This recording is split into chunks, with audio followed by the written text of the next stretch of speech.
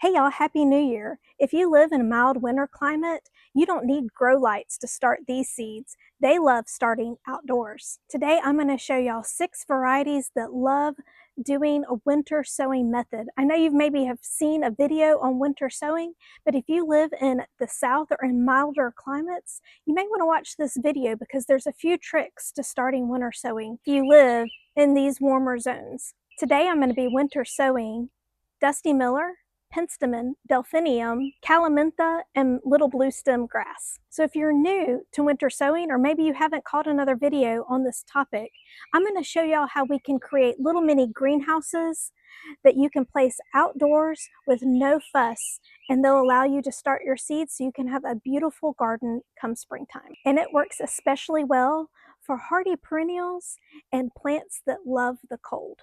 In order to achieve winter sowing, all you need is a plastic container that has vented air circulation in it, and you're going to put it outside where the light and the cold will give the seeds everything they need to start germinating.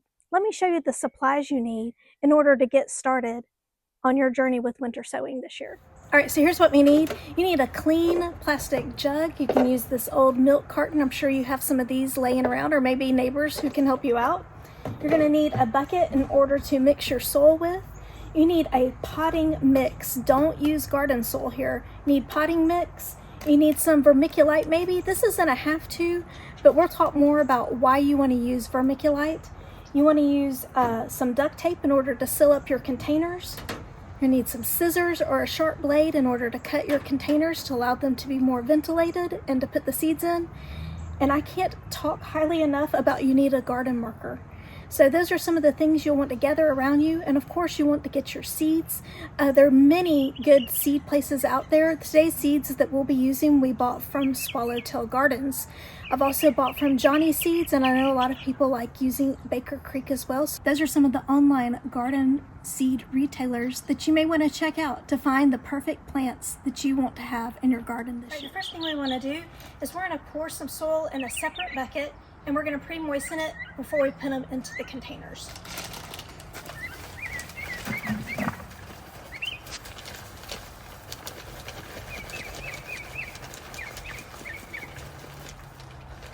You can always add more to it if you need to have some more.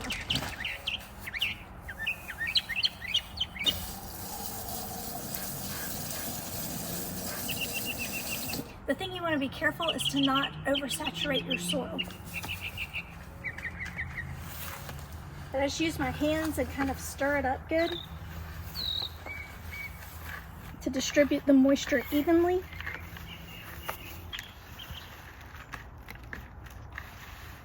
And though I like to wear gloves, this is really best to do barehanded so you can feel the texture of the potting mix. And you know you have it the right consistency when it kind of holds together. So this is still loose, so I'm going to add some more water.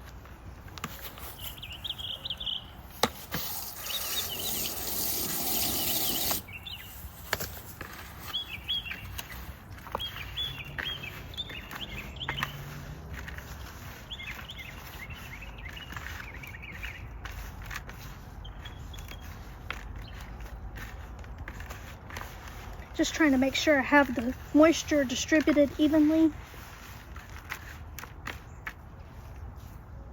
And now see how that's holding together better? And there's just a little bit of water coming out.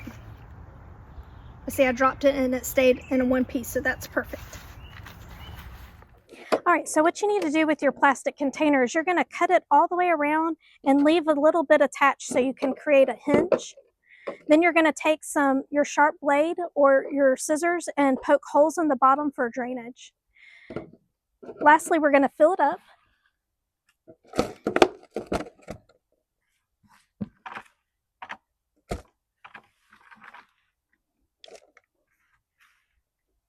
With our pre-moistened soil.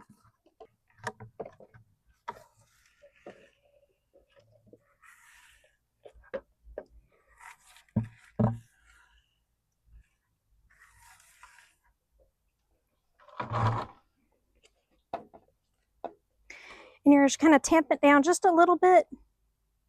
And now we're ready for seeds. Now we're just gonna use like an assembly line method in order to fill up all of our containers that we have here. I determined prior to us starting like how many I needed.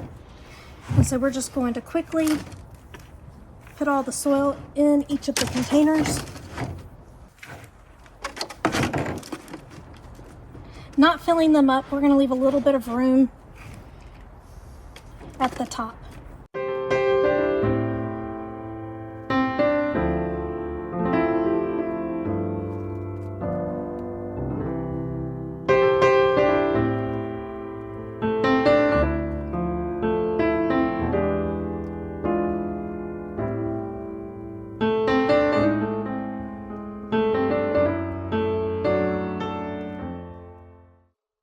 All right, so let me tell you a little bit about the seeds that I've chosen and how we're going to plant those up. I haven't grown these seeds before, but if you've caught my annual video from last year, you know one of the things that I try to do every year to keep gardening interesting and fun is to try new things. And so I decided to pick out this variety of seeds in order to mix things up and fill in some holes so I can have really full beds this spring. I'll put a link to that video at the end, so be sure to stick around and you can click on it and see how I designed my annuals for last year. And so before we got started, I went ahead and made tags for all of the containers last year. I had used a Sharpie, and that's the reason why I told y'all you really kind of need to pick up a garden marker. I got these on Amazon in a big pack, and it came with labels, so it worked out great. This garden marker I picked up halfway through the growing season last year. The Sharpie did not make it until time to transfer my seedlings out of their containers, and I could hardly tell what was in each of the containers, and that was kind of scary for a minute. But I picked up a garden marker and did some more seeding of some warmer weather crops, and this held up great. So I totally recommend that you go ahead and run out. Maybe your local garden center has one, but if not, you can hop on Amazon, and I'll stick the link in the comments. Anyway, so I go ahead and do my label so I don't forget, because I'm also bad about that. And I'm gonna go ahead and stick that down in my container. All right, so we're gonna start out with Dusty Miller. Dusty Miller loves the cool weather, so it's really a perfect seed to start for this winter sowing method. Swallowtail says this to say about Dusty Miller. It says it's a uniform 12-inch tall plant with attractive, finely cut, silvery white foliage. A fabulous choice for front of borders, easy to grow plants are deer resistant and tolerate heat and drought. Great for warmer climates, right? Grow in full sun and well-drained soil. All right, so you may be wondering, well, how do you know how many to germinate? For me, I think of where do I want these and how much do I need of it? I've got two varieties of Dusty Miller, and so I'm going to just kind of divide them up. I know where I'm going to put some, and others I know I'm just going to use them to put into my pots later in the season. So I don't need an exact amount. I want to try to germinate a little bit more in case some of them don't germinate. You want to be better safe than sorry situation. So once you get them in there, I'm going to lightly press, ever so lightly, just because I want the seeds to have good contact with the soil, because they need that dirt in order to germinate. But I'm not going to cover them up at all, because these need light in order to germinate, and that's where the vermiculite comes in handy. So vermiculite is a great resource in order to cover your seeds, but it allows the light to come through. So I've had this bag, like I said, I got it last year. It really goes a long way, but it also is great at holding in the moisture. And so that way you don't have to worry about your seeds drying out quite as much. So I'm just going to get that guy. Make sure they're, like I said, good contact with the soil, some of them. And because they're pelleted, I can see them well. If they were not, I would probably have a harder time telling where the seed was at. And I'm just going to lightly dust the top of this container with the vermiculite.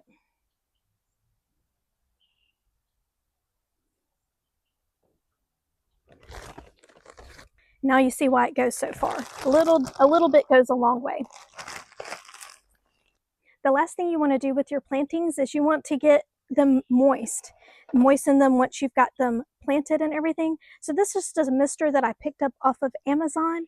So if you can't find one, again, you can sometimes find them at Home Depot or Lowe's. They're just a little pump sprayer that has a fine mist nozzle, and that allows you to moisten your your containers without displacing any of your seeds, because you don't want the seeds flying everywhere. So I'm going to, hadn't used it yet this season, so I'm going to kind of back off a little bit, and I'm just going to make sure they're nice and saturated maybe a little too much, but just moistened really well. All right, and the next one is New Look Dusty Miller. So same plant, different variety. I got this one because it has a little bit of a thicker leaf form. It's got a fuzzy, kind of like lamb's ear, whereas the Silverdust that we just planted up is a real ferny texture. So very different textures, same color, same kind of plant. I put on here that I wanted 2 jugs of 20 seeds, so we're going ahead and get that started. If in the meanwhile, when you're working on your other ones, if your soil has dried out at all, just go ahead and give it a quick little spritz, moisten it back up if you need to. If you did a good job at putting it in your bucket and making sure that it was nice and moist, it shouldn't really dry out too much. I'm talking a little too much, so mine's drying out. So these are the same way, they're pelleted. And I have here that I want 20 in a jug with these. So I got these first. I like this texture, so I was wanting more of these than the Silverdust.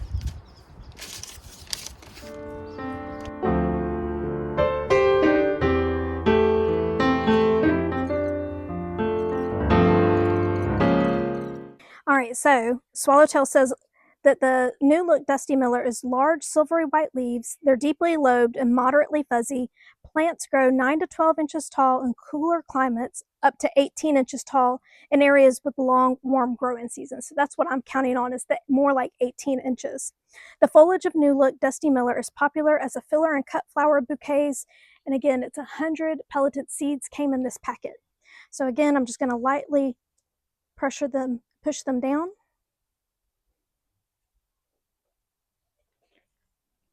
Y'all, believe it or not, it is the 28th of December and we have gnats.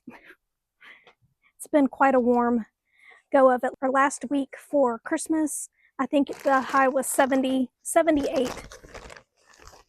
All right, next we have Delphinia Light Blue White Bee Delphinium. This is a dwarf variety of Delphinium.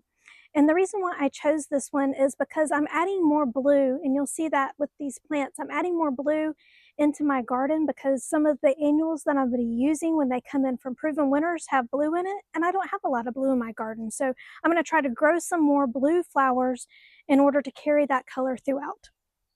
So this Delphinium is just 14 to 18 inches tall, 16 inches wide. Delphinia Light Blue White Bee Delphiniums are part of the first series of true dwarf Delphiniums. Sky blue, 1.5 inches double blooms have a subtle pink accent and contrasting white central bees. The sturdy stems of the Delphinia Delphiniums do not need to be staked, yet they are plenty long enough to use as cut flowers.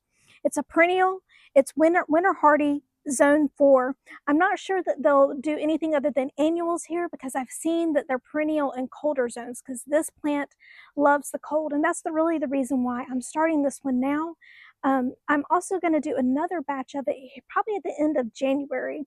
Here in the South, this is where this video may be different from some of the other ones that you've watched, because here in the South, our temperatures really fluctuate in the wintertime. We can have really cold, like next week it's supposed to get in the 20s for a low, which will give this plant the cold stratification that it wants the seeds to germinate. But last week, y'all, like I said, it was almost 80 degrees, and it was consistently warm. I'm going to try them here. I'm going to try them by cold stratifying them in the refrigerator and redoing this process probably in late January in case we don't get the cold that it needs in order to germinate. So all that is the reason why I'm saying that. So this one is a little bit different than the ones we just watched because it needs to be done 1/4 of an inch deep where the other ones needed light, and so they were surface sown. We're going to actually put little holes in. You can use your finger. I've got this little tool from Fiskars that comes apart and has this little hole pusher, so I can get the holes exact and the seeds in the right spot. So these are kind of smaller. And I put on here that I only want 7 of these. I actually only need 5. But like I said, I'm going to do a couple more just in case.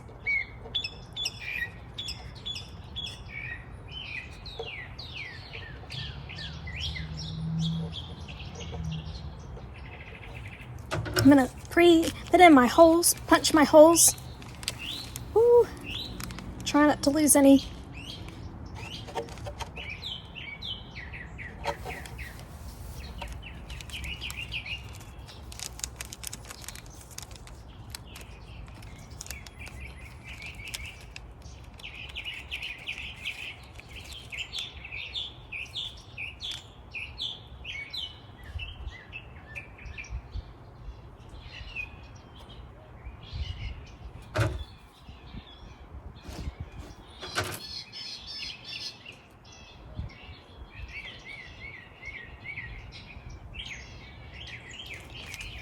So sorry, y'all can't really see that. The seeds are black and so is the soil. Like I said, it's the benefit of a pelleted. And in fact, if you didn't see, I missed the hole, so I had to push it down in there. Now I'm gonna just cover them up lightly because they do need some darkness to germinate. And we'll tape it up. All right, the next one we have is Twizzle Blue Penstemon. Again, blue. Right, All-American Selections winner. It's bright blue, 1 to 1.5 inch bell-shaped flowers held on remarkably long, strong, slender, 2 to 3 foot stems. So this will end up going probably the middle of the border.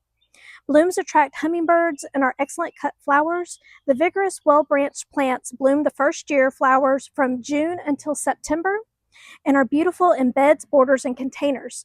Twizzle Blue Penstemon is a winter hardy perennial zone 5 and can be grown as an annual everywhere. There's 20 seeds in this pack.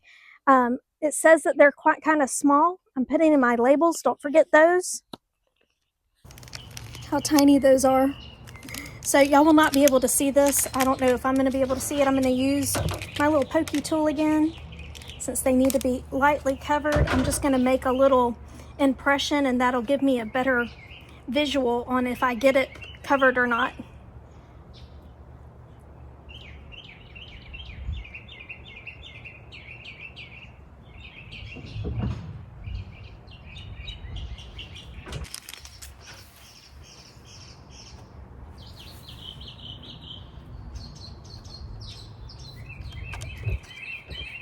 I'm going to tamp that down. It's pretty fluffy here.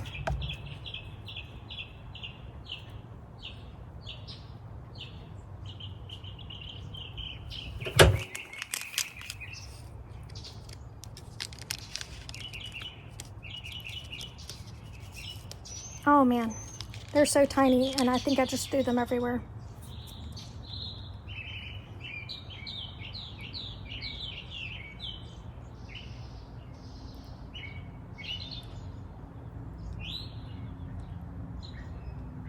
Definitely recommend putting the hole in first. Makes it so much easier. Because they are very hard to see. Like I don't know where that one went, so I'm going to do one more. All right.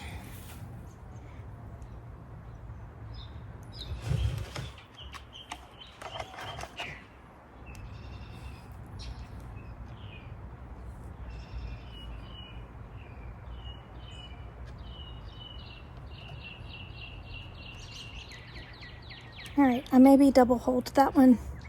So there may be a couple of extra seedlings in that, and that's okay. It's like I said, this is not an exact thing for me, and you're not guaranteed that they'll all germinate. You hope to get a good germination rate though. So I'm just gonna cover those up. Put a little water in there.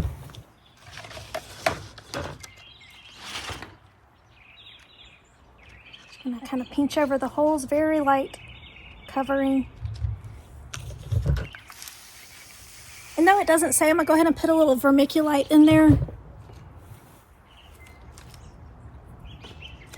Keep the plants from drying out.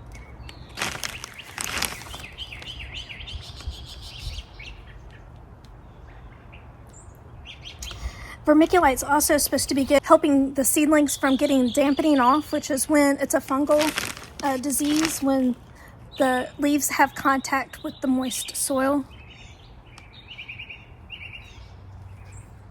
So it doesn't hurt to put some on there. And you might get better results that way. All right, the next one we have is Marvelette White.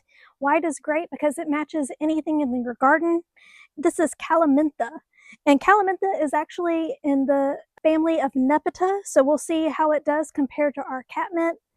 It is a Flora Select Novelty Award winner. Its large, showy spikes of pure white flowers bloom profusely above uniform mounding 8-inch plants with fresh mint-scented leaves, which is what I'm guessing is how they're in the Nepeta family. Quick to flower the first year from seed. They're perennial, winter hardy to zone 5, and this is a packet of 25 seeds. We're planning on putting these along our walkway that leads to our bench, so it'll be a shady area for our zone 8B.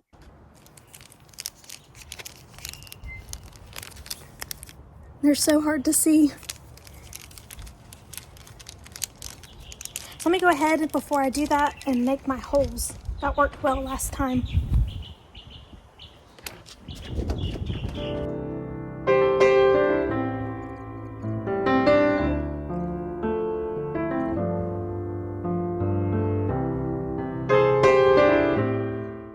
These seeds are so tiny, I can't tell the difference between the dirt from the potting soil in my hand and the seed.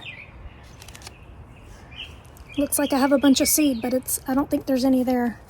Just in case, I'm gonna brush my hand off over the... Can y'all see those? They're just so tiny. Alright, we're gonna do one more just for good measure, because as y'all saw, those were very hard to see. We have a few more left for maybe later this year if we want to sow some more, or maybe next year. If y'all don't know, seeds will germinate after the first year. The percentage of germination goes down some though. So if I wanted 8 seedlings, then I maybe would need to do 10 to 12 seeds, maybe a few more just to be sure that I had enough to get 8. But I do that anyways, just in case something happens to one of the seedlings. Places like Johnny Seed puts on there that they do a test on their seeds before they send them out to tell you their germination rate. Swallowtail does not, so I don't know if they do that or not.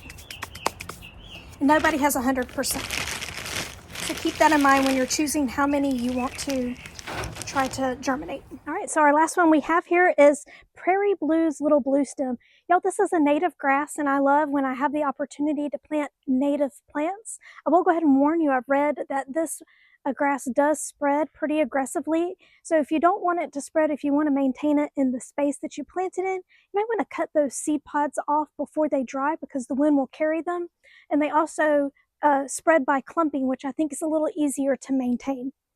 But Swallowtail Garden says this about the Prairie Blues, Little Bluestem ornamental grasses. They're upright, slowly expanding clumps of slender blue-gray blades. They grow 3 to 3.5 feet tall and 1.5 to 2 feet wide. They have bronze purple late summer flower plumes that mature to silvery seed heads that continue to add interest well into the winter. Fall foliage is orange and smoky pink. That's the reason why I picked these. I love plants that have multiple seasons of interest, and this one's going to fit that bill, I think. They're low maintenance, they're heat and drought tolerant, which is really important to us here in the South. They're perennial grass, and they're winter hardy to zone 3. So even you cold climates, y'all can get this native grass as well. In this packet, we have 30 seeds, and I put that I'm going to do 2 jugs of 10 seeds. So let's get it done.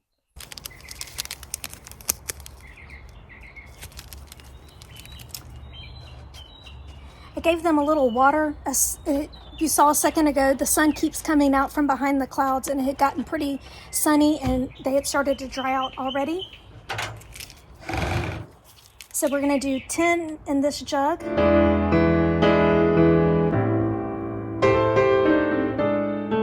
I think I'm going to do 10 total. I'm putting these this year in some pots that I have, so I don't think that I need 20. I think I only need 10, and I just forgot. So let me redo these real quick.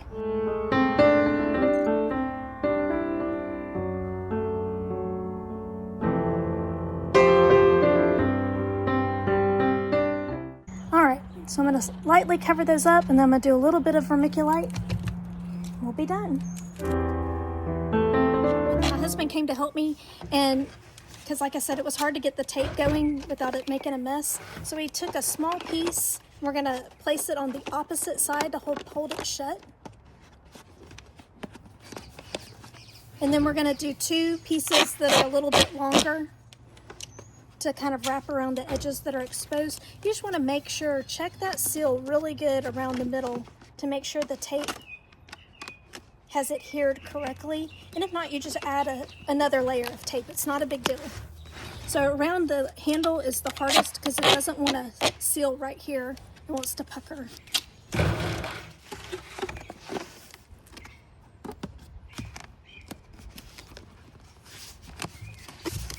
And then while he gets started on the next one, then I write the label on the tape of what this one is.